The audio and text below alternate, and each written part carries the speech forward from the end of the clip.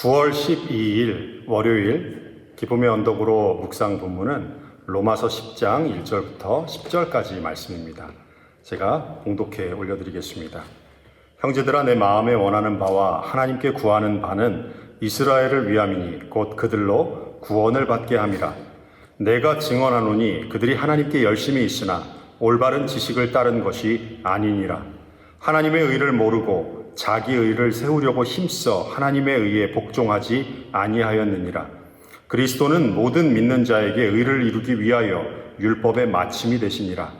모세가 기록하되 율법으로 말미암는 의를 행하는 사람은 그 의로 살리라 하였거니와 믿음으로 말미암는 의는 이같이 말하되 내 마음에 누가 하늘에 올라가겠느냐 하지 말라 하니 올라가겠느냐 함은 그리스도를 모셔 내리려는 것이요.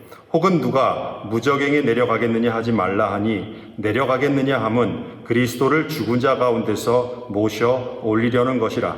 그러면 무엇을 말하느냐? 말씀이 내게 가까워 내 입에 있으며 내 마음에 있다 하였으니 곧 우리가 전파하는 믿음의 말씀이라. 내가 만일 내 입으로 예수를 주로 시인하며 또 하나님께서 그를 죽은 자 가운데서 살리신 것을 내 마음에 믿으면 구원을 받으리라. 사람이 마음으로 믿어 의에 이르고 입으로 시인하여 구원에 이르느니라. 아멘. 기도하시겠습니다.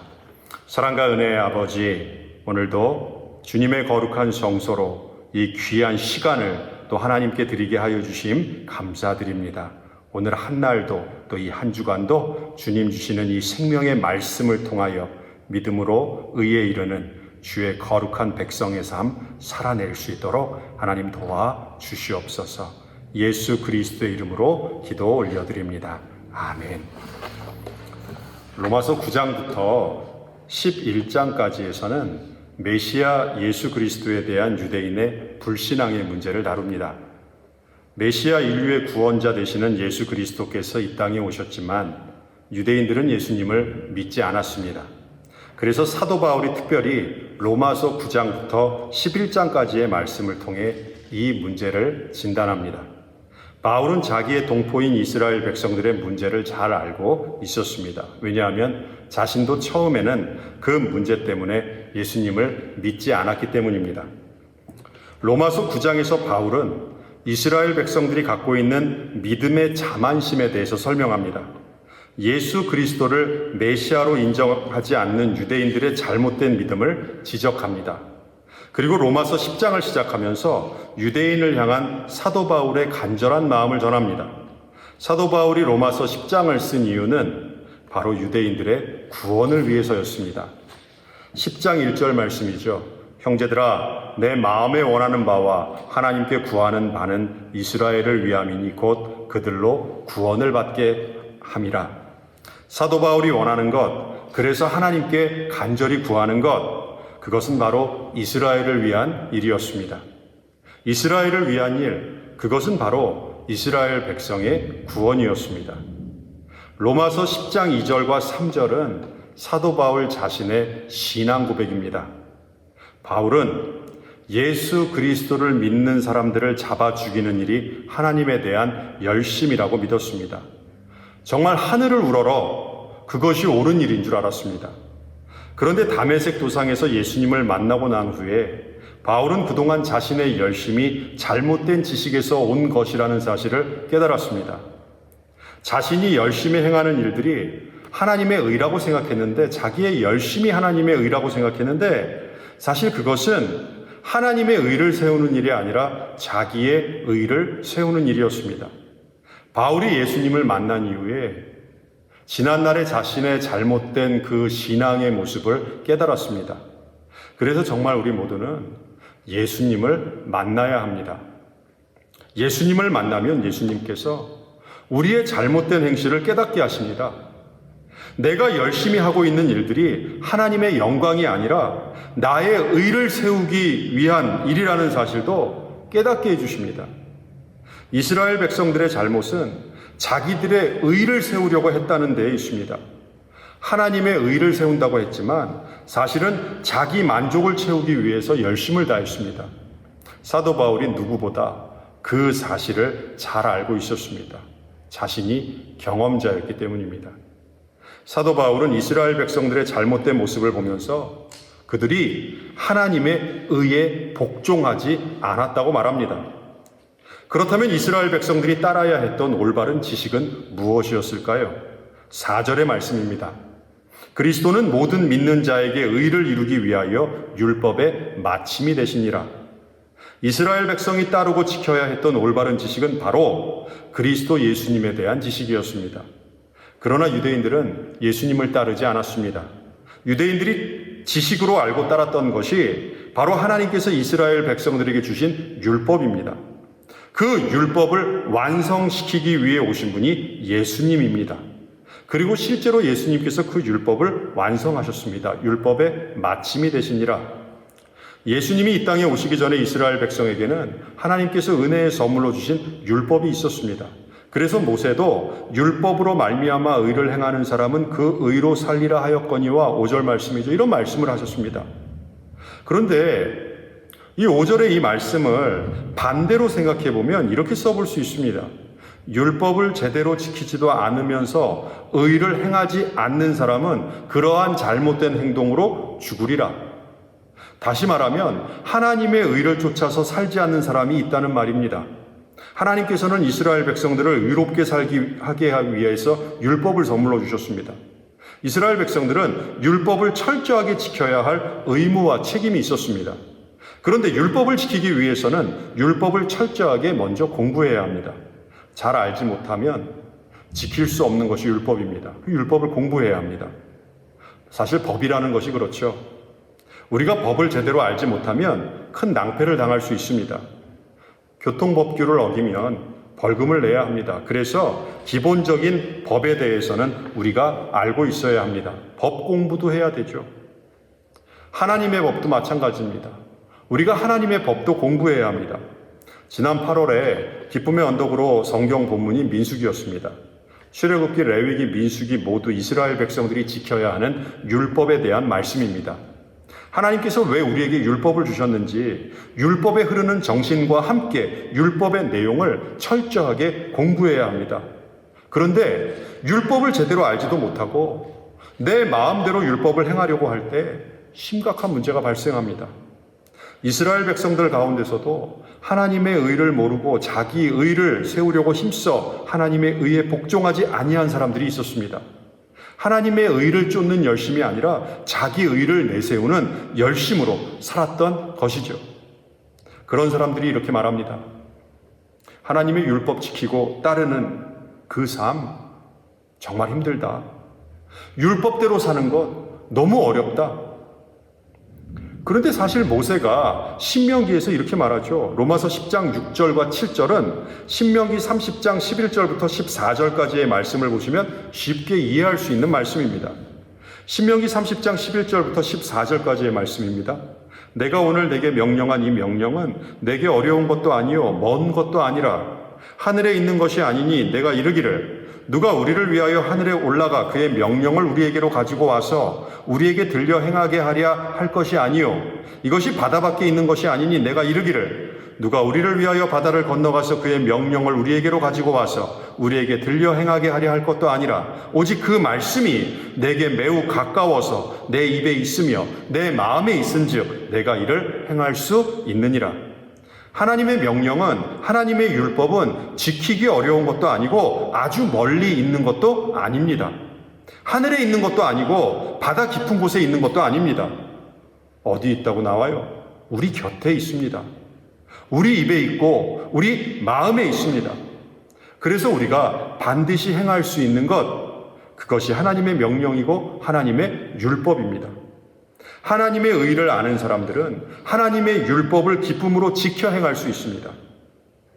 시편 1편 2절 말씀이죠. 복 있는 사람은 오직 여호와의 율법을 즐거워하여 그의 율법을 주야로 묵상하는 자입니다. 그러나 하나님의 의를 모르는 사람, 자기 의를 내세우는 사람에게는 하나님의 율법이 멀리 있는 것처럼 느껴집니다. 하나님의 율법을 철저하게 지키기 힘듭니다. 왜냐하면 내 안에 하나님이 계신 것이 아니라 내가 있기 때문입니다. 예수 그리스도에 대한 믿음도 똑같습니다. 믿음 생활 어렵다고 말합니다. 예수님의 가르침 따라 사는 것이 힘들다고 말합니다. 그래서 예수 그리스도에 대한 믿음을 찾기 위해 하늘로 올라가서 예수 그리스도를 아래로 모셔와야 하나, 아니면 땅 깊은 곳으로 내려가서 예수님을 죽은 자 가운데서 모셔와야 하나 걱정하는 사람들이 있습니다. 이게 무슨 말이에요? 어떻게든 자기들의 열심으로 예수 그리스도에 대한 믿음을 찾으려고 하는데 그런 열심 필요 없다고 사도 바울이 말하는 것입니다. 사도 바울이 신명기 말씀과 똑같이 로마서에서 전합니다. 8절 말씀이죠. 말씀이 내게 가까워 내 입에 있으며 내 마음에 있다 하였으니 곧 우리가 전파하는 믿음의 말씀이라. 믿음이 절대로 멀리 있지 않습니다. 너무나도 가까운 곳에 있습니다. 그러나 하나님의 의를 모르고 자기 의를 세우려고 힘쓰면서 하나님의 의에 복종하지 아니하면 믿음은 아주 먼 곳에 있을 수밖에 없습니다. 가까운 곳에 있는 그 믿음을 절대로 찾을 수 없습니다. 예수님에 대한 믿음은 우리가 하나님의 의를 알고 하나님의 의를 위해 살아갈 때 너무나도 가까운 곳에 있습니다. 로마서 10장에서 바울은 하나님의 의를 위해 살아갈 때 믿음이 가까이 있다는 사실을 이스라엘 백성들에게 일깨워주고 있습니다. 로마서 10장 8절부터는 사실 너무나도 유명한 말씀이 계속 나오죠. 사실 로마서 말씀은 1장부터 16장까지 정말 주옥 같은 말씀의 연속입니다. 10장 8절부터 특별히 보시면 믿음과 관련해서 예수 그리스도에 대한 믿음과 관련한 주옥과도 같은 말씀들이 나오죠. 먼저 8절입니다. 하나님의 말씀이 먼 곳에 있지 않다. 아주 가까운 곳에 있습니다. 바로 내 입에 있고 내 마음에 있다고 말합니다. 우리의 믿음으로 그 말씀을 전하는 것입니다. 하나님의 말씀은 우리와 늘 함께합니다. 믿음으로 그 사실을 알 수 있고 믿음으로 그 말씀을 전할 수 있습니다. 9절은 너무나도 중요한 설교의 말씀입니다. 우리의 입으로 무엇을 고백해야 하나요? 내가 만일 내 입으로 예수를 주로 시인하며, 우리의 입술로 예수 그리스도가 나의 주인이심을 인정하는 것입니다. 내 주인은 돈도 아니고 명예도 아니다. 내 주인은 오로지 예수 그리스도이시다. 내 입술로 시인하는 것입니다. 그리고 우리의 마음으로는 예수 그리스도의 십자가에서의 죽음과 부활을 믿는 것입니다.